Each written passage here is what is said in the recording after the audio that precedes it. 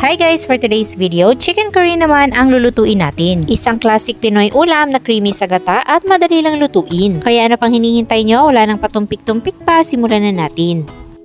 Magpapainit muna tayo ng mantika sa kawali at pan fry natin yung gulay na carrots at patatas. Antayin lang natin na medyo mag-brown.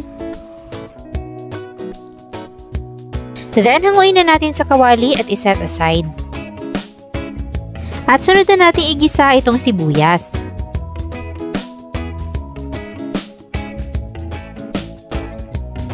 Next, ang bawang.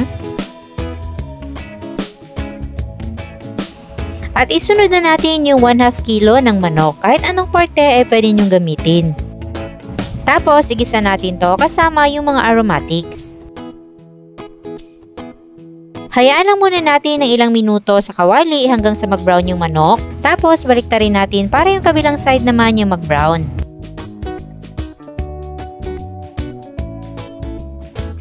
Tsaka tayo magtimpla ng asin, ground black pepper, at ilalagay na rin natin ang 2 kutsara ng curry powder. Igisa natin mabuti para maghalo.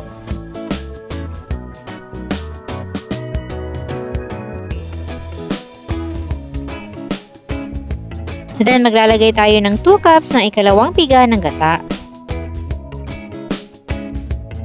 Takpan natin at isimmer hanggang sa maluto yung manok.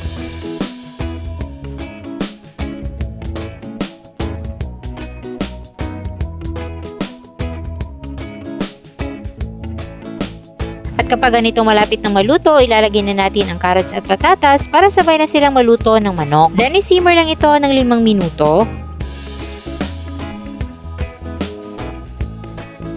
At kapag ganitong luto na ang manok at ang gulay, pwede na tayo maglagay ng kakang gata. 1 cup yung kakang gata na nilagay ko dito.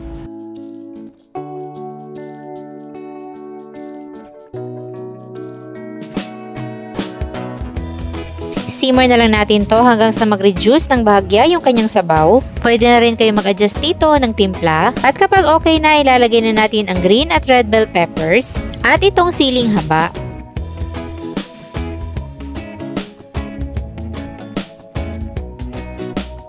Then, isimmer na lang natin to for another 2 to 3 minutes.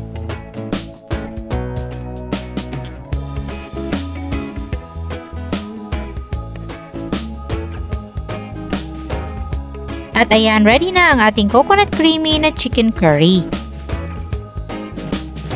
Nako, sa sarap nito, sigurado ako mapapa-extra-rice ang buong pamilya. Kaya kung hindi mo pa alam kung ano yung lulutuin mo ngayon, subukan mo na itong chicken curry. Ilalagay ko na rin dyan sa baba ang kompletong listahan ng ating mga sangkap.